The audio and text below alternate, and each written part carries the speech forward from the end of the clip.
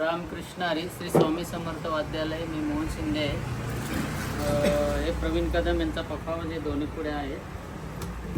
Running झालेले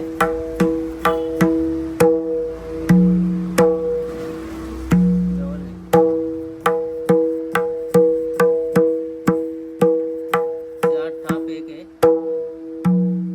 त्यांना सांगतो वाजवा. नमस्कार, मी प्रवीण कदम. मी अंबरनाथवरून आलो आहे. श्री स्वामी समर्थ विद्यालयामध्ये